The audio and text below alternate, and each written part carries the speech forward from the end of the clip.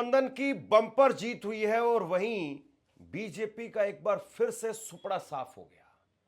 विधानसभा चुनाव से ठीक पहले सेमीफाइनल में कांग्रेस के लिए अच्छे संकेत कहे जा सकते हैं। खबर सामने आई है केरल से।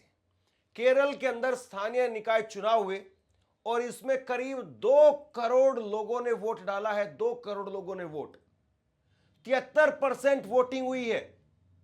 और सबसे बड़ी बात यह कि 1995 से केरला के अंदर निकाय चुनाव, स्थानीय निकाय चुनाव होने शुरू हुए थे और तब से लेकर के और अब तक ये जो 73% वोटिंग है, ये दूसरी सबसे बड़ी वोटिंग है।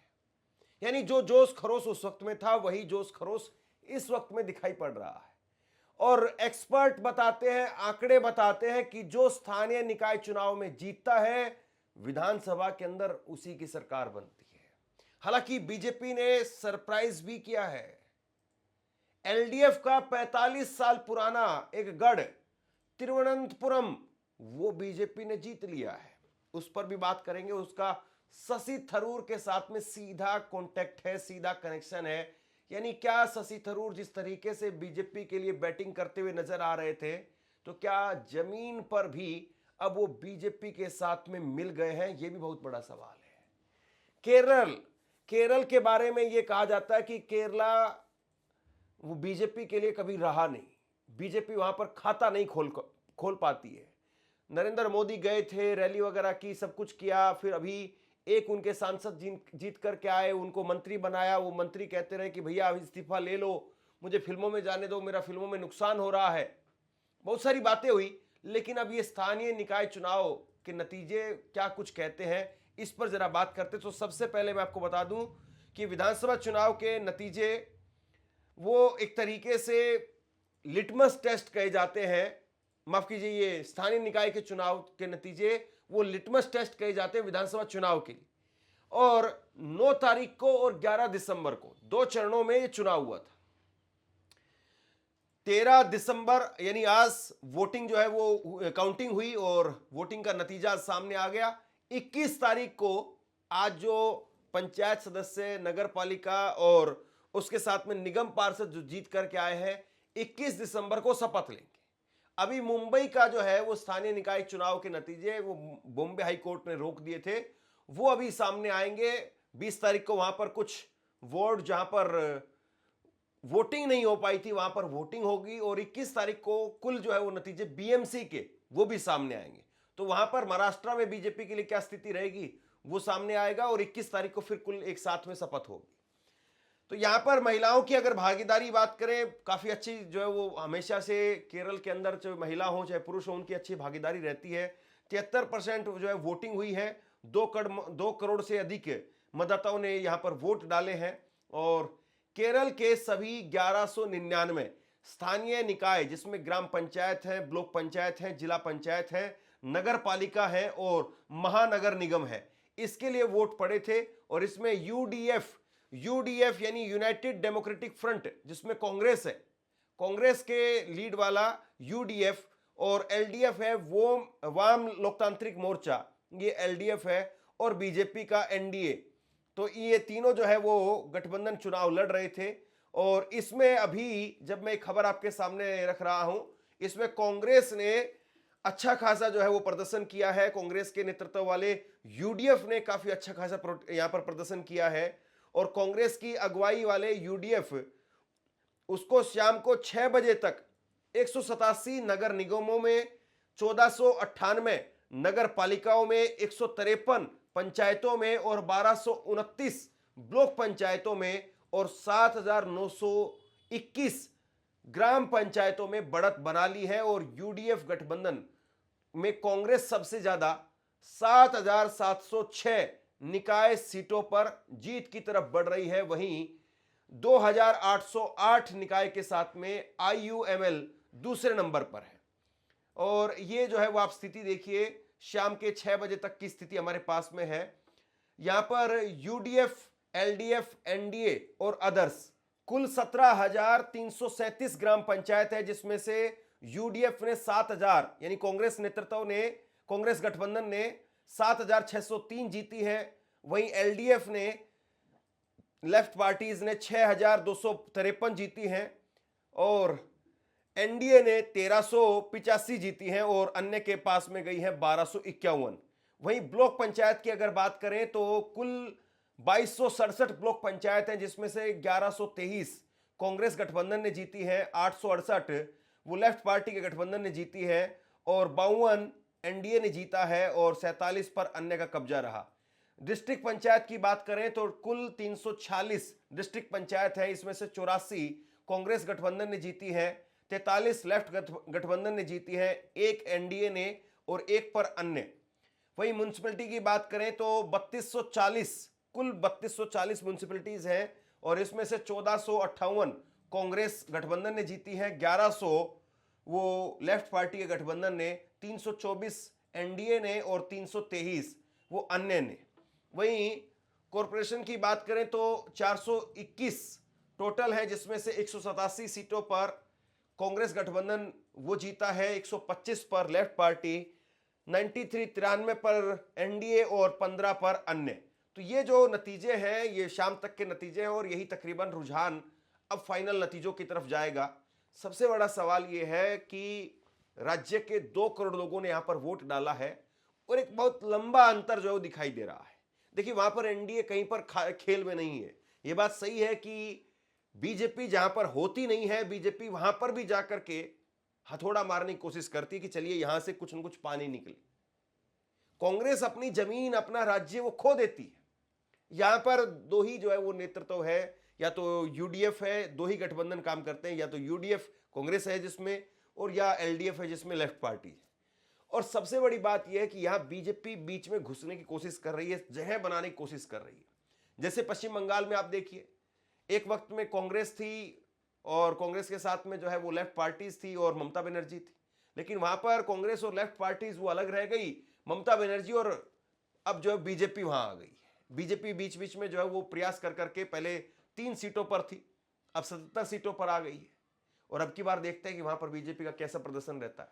तो ये चीज तो बीजेपी में है कि चुनाव की भूख जो है वो बीजेपी के अंदर दिखाई देती है, बाकी कांग्रेस के मुकाबले में अगर आप देखें। लेकिन कांग्रेस ने यहां पर केरल के अंदर अपना होल्ड बनाने की हमेशा कोशिश की।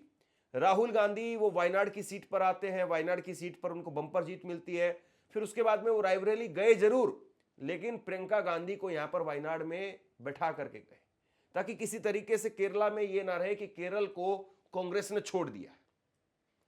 कांग्रेस पार्टी का हमेशा से साउथ के अंदर एक वजूद रहा है, मजबूती उसकी रही है, और जब जब कांग्रेस, आप कहिए कि चाहे सोनिया गांधी हो, चाहे इंदिरा गांधी हो, चाहे राहुल गांधी हो, जब जब ये अपने मुश्किल वक्त में आए, यानी जब जब इनको हार का सामना करना पड़ा, जब जब कठिन वक्त इनके सामने आया, तब तब इनको साउथ ने ही हमेशा उभारने का काम किया है। चाहे वो चिकमंगलुरु की सीट की बात करिए, बेल्लारी की बात करिए, या फिर वायनाड की बात करिए, तो यहां पर कांग्रेस के नेतृत्व को साउथ ने ही हमेशा ऑक्सीजन देने का काम किया है। और केरल में अब विधानसभा के चुनाव होने हैं, पश्चिम बंगाल में, तमिलनाडु में, पुडुचेरी में, केरल में, तो ऐसे में केरल से जो है वो कांग्रेस को अच्छी खासी उम्मीद है कि केरल में हमारी जो है वो अगर अच्छी खासी यहां पर जीत हो जाती है तो एक राज्य वो कांग्रेस के साथ में सीधे तौर पर जुड़ जाएगा, और प्रियंका गांधी वहां पर काफी मेहनत भी कर रही है। लेकिन बीजेपी ने भी सरप्राइज यहां पर जो है वो दिया है। बीजेपी ने तिरुवनंतपुरम निगम में 45 साल का वामपंथी दबदबा था उसको खत्म कर दिया। केरल की राजधानी है तिरुवनंतपुरम और यहां पर नगर निगम के चुनाव में बीजेपी की बंपर जीत हुई है। भाजपा ने शानदार जीत हासिल करते हुए सीपीएम की अगुवाई वाली एलडीएफ से निगम छीन लिया है और 45 साल से चल रहे वामपंथी शासन का अंत करके कमल खिला दिया है। तिरुवनंतपुरम नगर निगम के 101 वार्डों में बीजेपी को 50, एलडीएफ को 29 और यूडीएफ को 19 सीट मिली है। निर्दलियों ने 2 वार्ड में जीत मिली है। बीजेपी निगम में निर्णायक बहुमत से महज 1 सीट पीछे रह गई। देखिए यहां पर एक बड़ी बात यह है कि ये तिरुवनंतपुरम एक तो वो सीट है जहां से शशि थरूर सांसद है। तो क्या शशि थरूर को बीजेपी ने टेस्ट किया कि भैया आप ये बताओ, जमीन पर कुछ वोटों को भी आप इधर उधर कर सकते हो या खाली फोटो खिंचवाने वाले, इंटरव्यू देने वाले ही नेता हो सकता है कि शशि थरूर के साथ में बीजेपी की डील हुई हो। और शशि थरूर ने आज ट्वीट भी किया। ट्वीट करके शशि थरूर जो है वो कह रहे हैं कि ये शानदार है, जनता का जनादेश है, इसको स्वीकार करना चाहिए, चाहे वो बाकी जगह पर हमारे पक्ष में रहा हो या फिर मेरी कॉन्स्टिट्यूंसी के अंदर बीजेपी के पक्ष में रहा हो। देखिए, राजनीति में मतलब इतना खुल करके नहीं खेला जाता है, और राजनीति में इतना खुल करके शशि थरूर खेल रहे हैं, कांग्रेस पार्टी अभी भी उनको लाद करके चल रही है। आप देखिए कि शशि थरूर अभी परसों ही कल कांग्रेस पार्टी की राहुल गांधी की बैठक हुई सांसदों की, उसमें नहीं गए, तो 3-4 बैठकें वो राहुल गांधी की मिस कर चुके हैं, उसमें आप नहीं गए। तो यानी शशि थरूर के मन में क्या चल रहा है, बीजेपी में वो कब जाएंगे, कांग्रेस में कब तक रहेंगे, बहुत बड़ा सवाल। आपसे कुछ कहना चाहता हूं, आज के वक्त में पत्रकारिता करना कितना मुश्किल काम है, लेकिन अगर ऐसे में भी कोई आपकी खबर दिखा रहा है, कोई आपके मुद्दे पर बात कर रहा है, तो आपको भी उसका साथ देना चाहिए। अगर आपको लगता है कि मेरी पत्रकारिता सही है, मैं आपके लिए आपकी खबर वो दिखा रहा हूं, तो ऐसे में आप मेरा सहयोग कीजिए। आप इस वीडियो को जब लाइक करेंगे तो लाइक के साथ में ही एक थैंक्स का बटन आपको दिखाई देगा, उस थैंक्स के बटन पर आप क्लिक कीजिए और जो भी सहयोग राशि दे सकते हैं वो दीजिए। दूसरा, आप चैनल को ज्वाइन कर सकते हैं और चैनल को ज्वाइन करके भी मुझे मदद कर सकते हैं। बहरहाल अभी 6 बजे तक कौन कौन कहां पर आगे है ये जरा देखिए। केरल नगर निगम चुनाव में कांग्रेस शानदार प्रदर्शन करती हुई नजर आ रही है। कुल 6 निगमों में कांग्रेस के नेतृत्व वाला यूडीएफ 4, सीपीएम के नेतृत्व वाला एलडीएफ 1 और बीजेपी के नेतृत्व वाला एनडीए 1 पर आगे चल रहा है। कुल 86 नगर पालिकाओं में कौन कौन आगे है, इसमें यूडीएफ यानी कांग्रेस का गठबंधन 53 पर, एलडीएफ 30 पर और एनडीए 1 पर आगे है। 14 जिला पंचायतों में क्या स्थिति है, तो यूडीएफ 7 पर आगे है और एलडीएफ 6 पर आगे है। कुल 152 ब्लॉक पंचायतों में यूडीएफ 77 पर और एलडीएफ 68 पर जो है वो आगे है। यानी देखिए, एलडीएफ और यूडीएफ का अभी भी दबदबा है, लेकिन उसमें कांग्रेस गठबंधन जो है वो आगे दिखाई दे रहा है। राहुल गांधी ने इसको लेकर के कहा है कि ये नतीजे यूडीएफ पर बढ़त के भरोसे का साफ संकेत हैं और आने वाले विधानसभा चुनाव में बड़ी जीत की तरफ इशारा करते हैं। यानी कांग्रेस पार्टी एक तरीके से इसको अपने खाते में गिन रही है, और कांग्रेस पार्टी जो ट्रेंड रहा है इस चुनाव को लेकर के कि जो निकाय चुनाव में जीतता है वही विधानसभा चुनाव जीतता है, तो कांग्रेस पार्टी इसको एक पॉजिटिव नोट के तरीके से ले रही है। लेकिन कांग्रेस की हमेशा से एक कमी भी रही है कि जहां कांग्रेस थोड़ा सा एक बार जीत जाती है उसके बाद में इतना घमंड में आ जाते हैं कांग्रेस के नेता कार्यकर्ता, या फिर इतना हवा में आ जाते हैं कि फिर जमीन पर काम नहीं होता इनसे। एक अक्सर देखा गया है, और इसकी वजह से जो है फिर वो बड़ा चुनाव हार जाते हैं। आप देखिए कि 2018 के अंदर मध्य प्रदेश जीता था, राजस्थान जीता था, छत्तीसगढ़ जीता था, लेकिन 2019 के लोकसभा चुनाव में बहुत बुरी हालत हुई इन तीनों स्टेट्स में। वो कमलनाथ मुख्यमंत्री थे, अपने बेटे को केवल जिताने में लगे रहे। उधर अशोक गहलोत वो मुख्यमंत्री थे, अपने बेटे के जिताने के चक्कर में लगे रहे। तो ये जो है कांग्रेस को सबक लेना चाहिए पुराने नतीजों से कि जहां जीत होती है तो वहां पर और बड़ी जीत की तैयारी करें।